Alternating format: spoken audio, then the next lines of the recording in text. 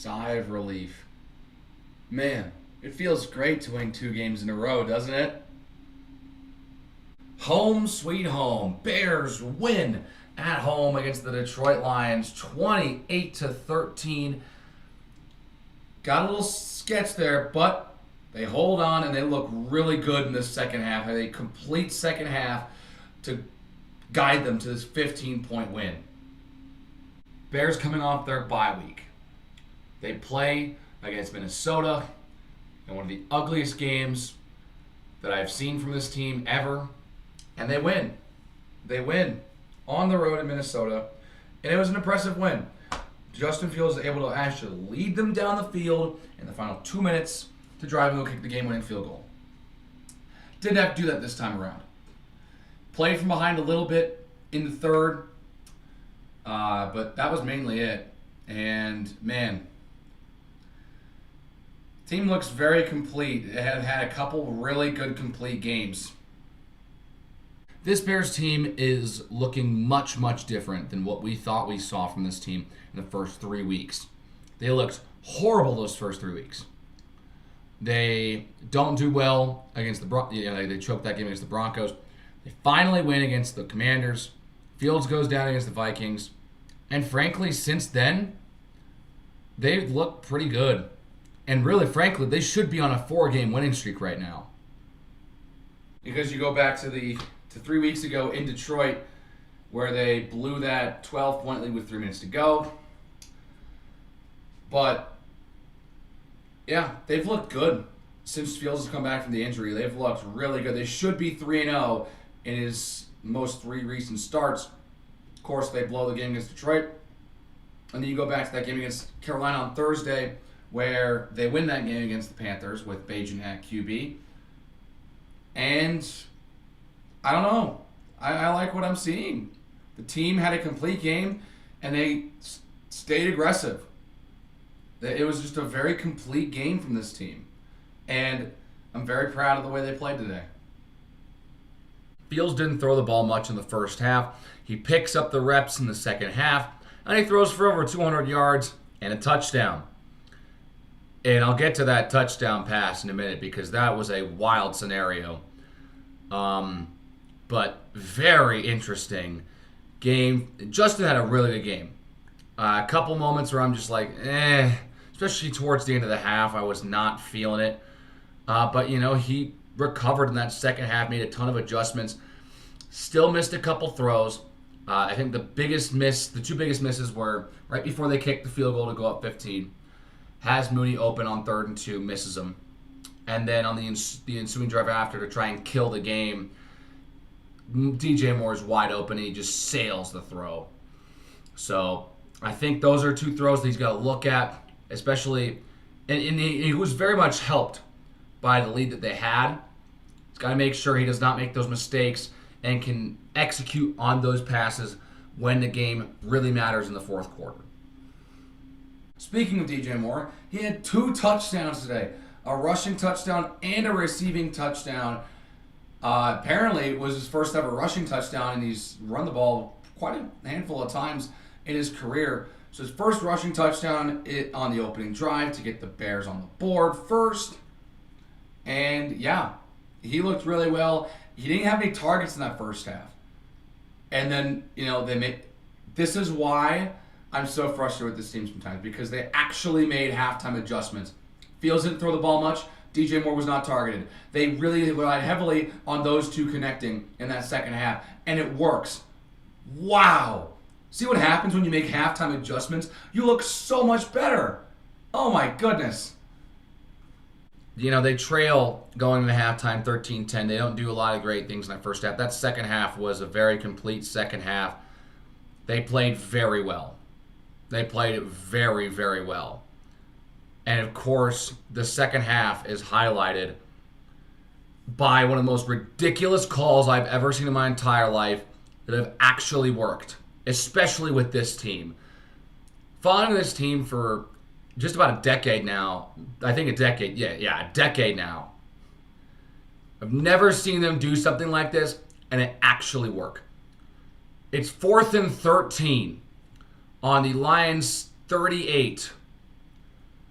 and they send the offense out there. Meanwhile, Justin Fields almost takes a sack to play, just the one play before, and the Lions were asking for an intentional grounding penalty. They don't get it. And on 4th and 13, Justin Fields able to draw them off sides, which I don't know if I've ever seen that happen. They let the play run. It is a free play for the Bears offense. Fields throws an absolute dot to DJ Moore, and he goes in for 6. I mean, that was unbelievable. That was ridiculous. For them to actually go for it on 4th and 13 in a tie ball game and convert, that is a play. If this game was in week 7, when the Bears, or week 8 or whatever, like right in the middle of the season, the Bears, were like 2-6 or whatever, that's a play that changes the season with how they played for the rest of the game, and it propels them to the games going forward. Obviously, the Bears, the best they can do is go 9-8. And there's people who, I don't know if they want to go 9-8, because that means they're probably going to keep Eberflus and Getsy. And I know for me, I would not want to see Getsy return. I don't know if I would want to see Eberflus return as a head coach. One thought that I had going on throughout the game was because of how well the defense was playing in that second half, who knows, Eberflus might be a good defensive coordinator to keep around and have as a defensive coordinator instead of the head coach, and they'll get someone who can be a head coach. But I don't know how that all works. I don't know if I've ever seen a head coach of a team stay with an organization after being fired as head coach and, take on a different role. I don't know. I mean, in this game kind of showed me why he got hired in the first place and what good he was doing in Indianapolis before Eberflus was fired to be the head coach, hired to be the head coach here in Chicago. First time in his career as a head coach, he wins back-to-back games. So, I mean, he's breaking a lot of trends right now. And not only is it back-to-back games, it's back-to-back games against division opponents. Should be 3-0 against division opponents, but we'll ignore that for a moment. But yeah, no, Eberflus had a great second half, calling defensive plays. And then the defense stifled that Detroit offense. Just perfect.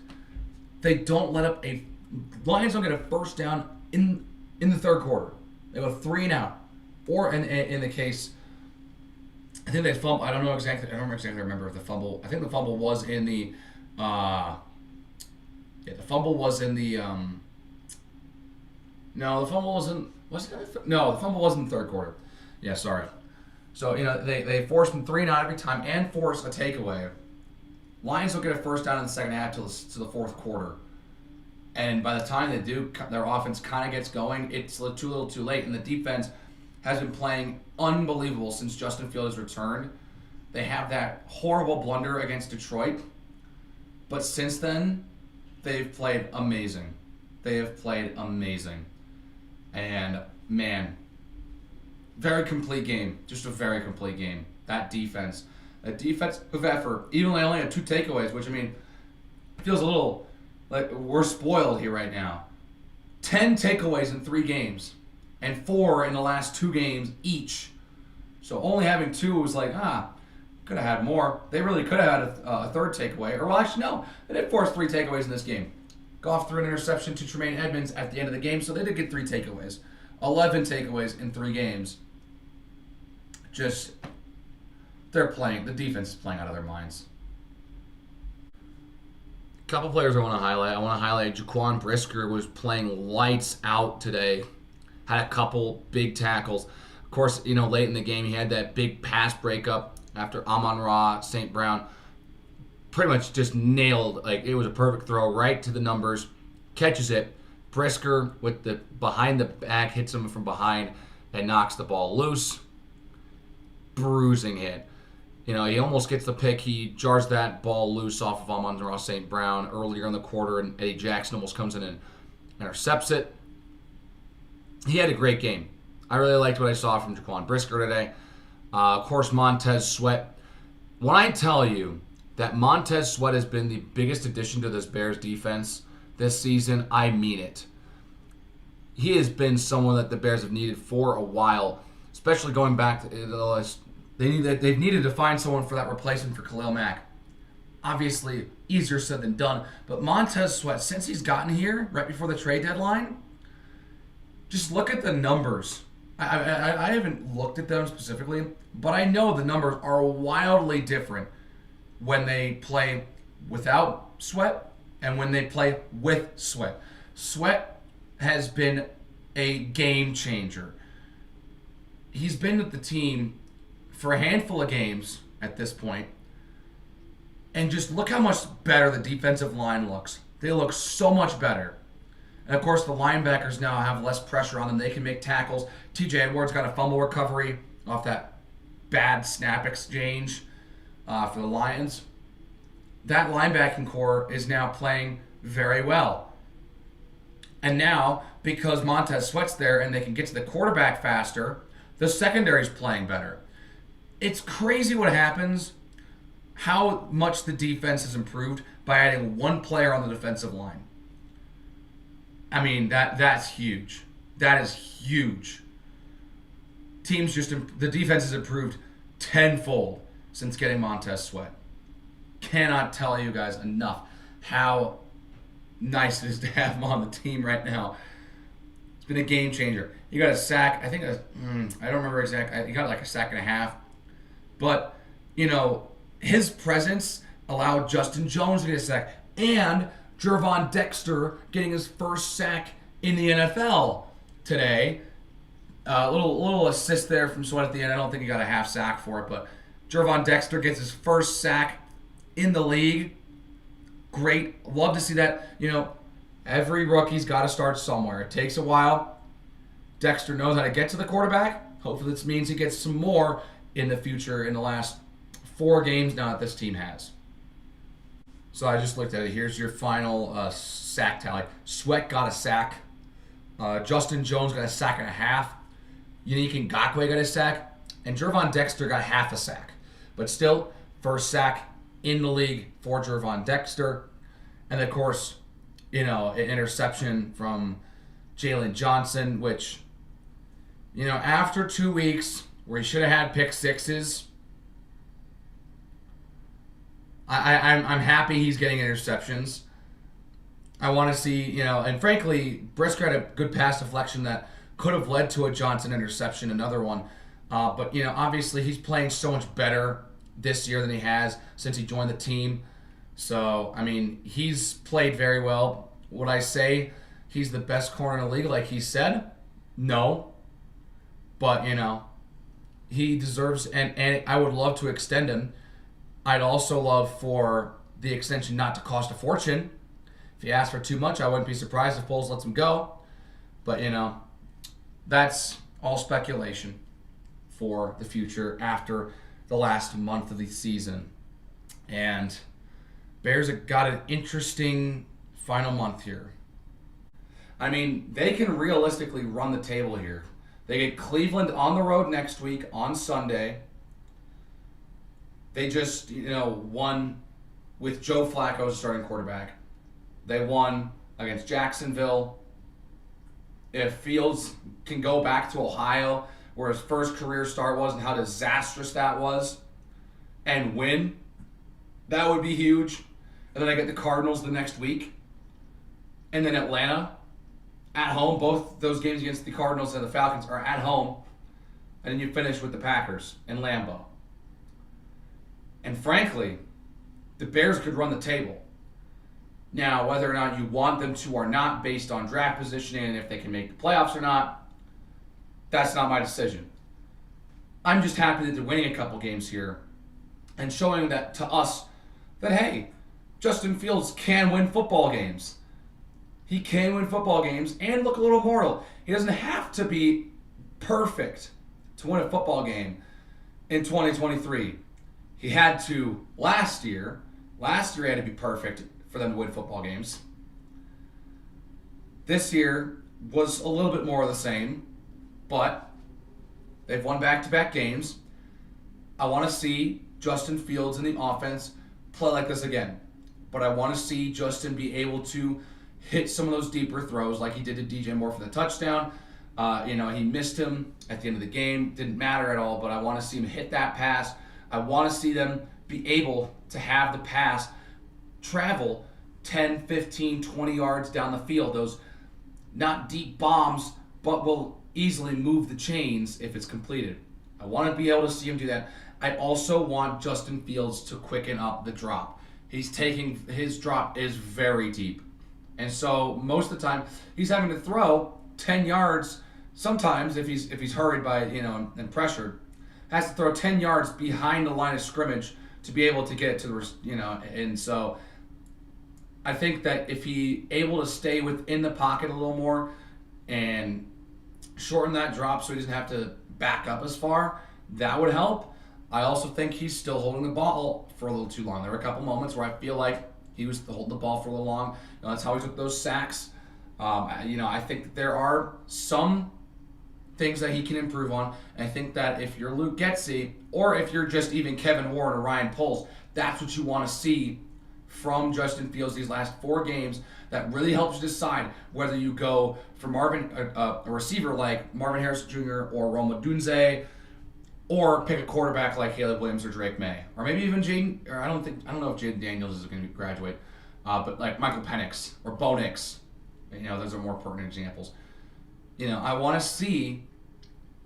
I think these next 4 games are huge for his career, and if he wants to keep his job, and if he has to do a good job to convince Ryan Poles and Kevin Warren to keep him and trust in him and believe in him that he is the guy.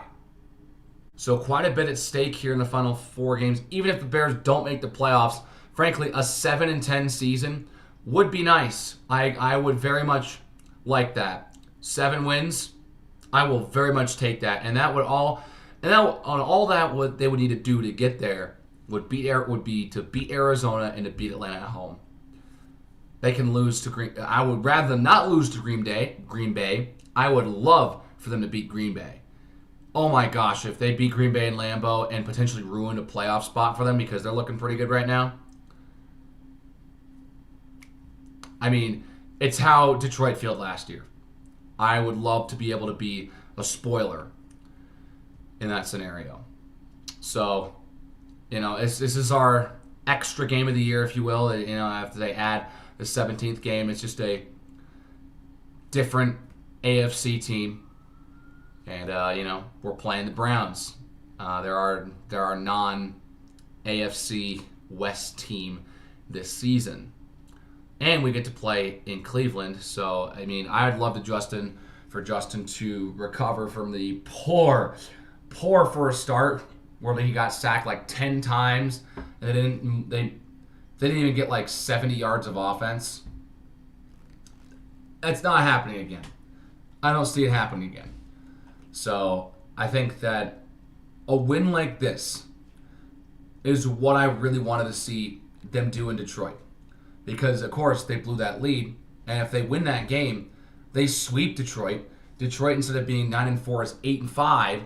And the Bears are 6-7 and now solidly in the playoff race. So, frankly, if they don't blow it against Detroit and they don't blow it against Denver, they're 7-6 and have a winning record this season and have overcome a 0-3 start and gone 7-3 since losing the first 3 games.